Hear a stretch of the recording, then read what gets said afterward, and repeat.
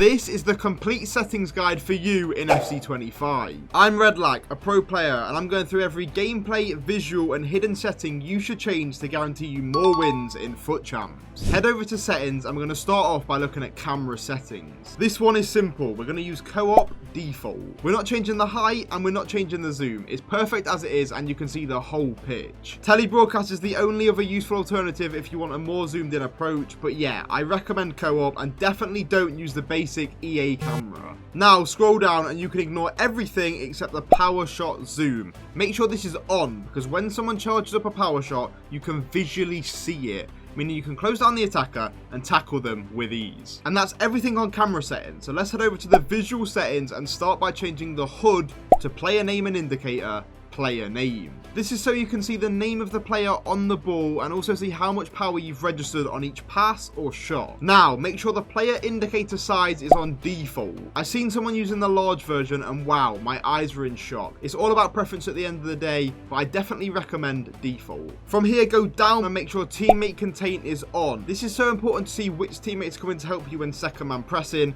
as you can then let go if you get the wrong teammate engaging in a press. Now, scroll down to playstyles overhead indicator and turn this on. It's so beneficial to know what players have what playstyles, especially with all these insane evos flying about. But only do this if your connection is amazing, as it can cause stutters in your gameplay, but keep watching as we'll fix some of the lag later on in this video. Another pro setting you won't take much notice of is the next player switch indicator, but you need to be able to see which player you will switch to if you press L1. This means that if you don't want to switch to that specific player, you can instead use right stick switching and completely avoid the L1 button. From here, put hold to skip off so you can skip the replays quicker. Celebration on scoring team, but that's preference. If you're a big rager, I'd recommend turning that off. And then turn score clock drop down off, as it just gets in the way in game and it can be annoying. Now, the next two settings are so important if you use precision shots or precision passes like me. This is so you can see where you're aiming these manual shots or manual passes and can help you make your aim even better.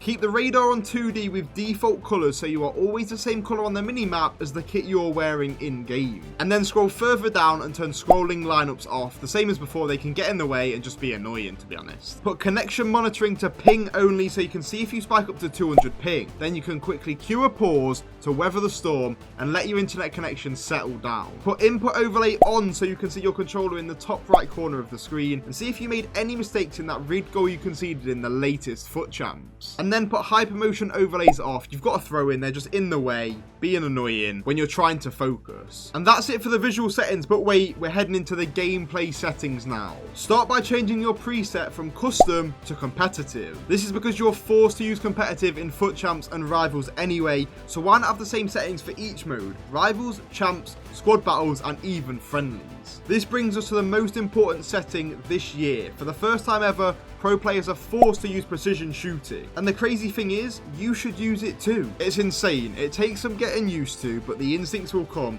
and your shots will be way more powerful and way more accurate to your aim. If I hit the post nowadays, it either means my aim was wrong or the player I'm using in game is just simply not good. The end.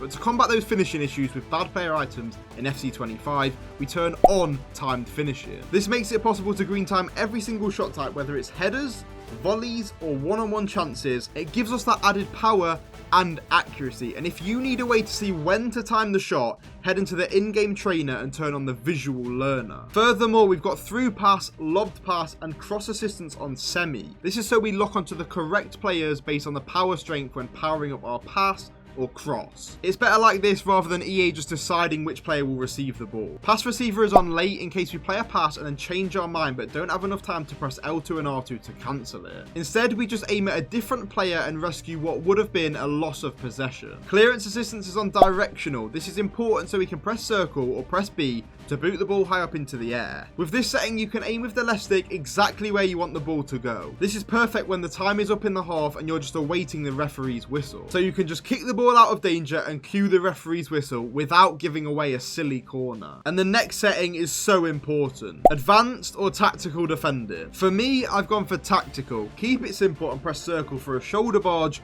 a shirt pull, or even a lunging and tackle. Advanced is amazing, but it makes defending way more difficult for no reason. Having to press X or A for a shoulder barge or shirt pull, or circle or B for a lunge and a tackle. So just stick to tactical for now. Next up, we want auto switching on air and loose balls and auto switching move assistance on none. This is so we feel no delay at all and can instead play to the best of our abilities. Put your right stick switching on player relative with your sensitivity on 4. That seems like the sweet spot for player switching with the right stick in FC 25. From here, make sure player lock is turned on. This is one of the most important things for attacking like a pro in FC 25. If you push down on the left and right analog sticks at the same time, you can switch player and make runs that the AI just cannot track. This leaves the AI to just carry the ball forwards until you call for it off of them by pressing X, triangle, or even square. Now, scroll down a bit more because this next setting is so important. Analog sprint off and trigger effect off. This means the moment you press down R2, your player will accelerate at maximum pace, rather than feeling really slow and taking a few seconds to get up to full speed. That's it for the gameplay settings, but wait, it's time to fix your laggy menu. Scroll up and turn the reaction time modifier off. And then press L1 and turn your graphics mode from enhanced visuals to favor resolution. This means your PC or console will use the correct settings instead of making your menu experience much worse and much slower. Now back out to the menu because this next setting will make your EAFC life much easier. Go into matchmaking and from here make sure approximate location matchmaking is turned on and crossplay is turned off. This is so you can avoid those PC hackers and play people your level on your console in a good connection, resulting in a fair experience. So now let's head into a Division Rivals game and show you exactly how you can play just like me. And this is the team we're going to be using. Let's get into it and pick up the win. Right, let's see his team. Bro, I'm pretty sure this is like a comp player. Anyway, let's pick up the win. Use a bit of that right stick switching, a bit of second man press, keep the defense tight, put a tackle in. Yeah. Give me that. Run. This happens when you have analog sprint off. I'm so quick. Time finishing. Give me that green header. Green's it. Ooh. Kane. Green. That's time finishing. Look at that finesse. From way downtown. Harry Kane. 1-0. Right, stick switch. Second man press. Keep everyone close. Good ball win. I know. Ref. Oh, what?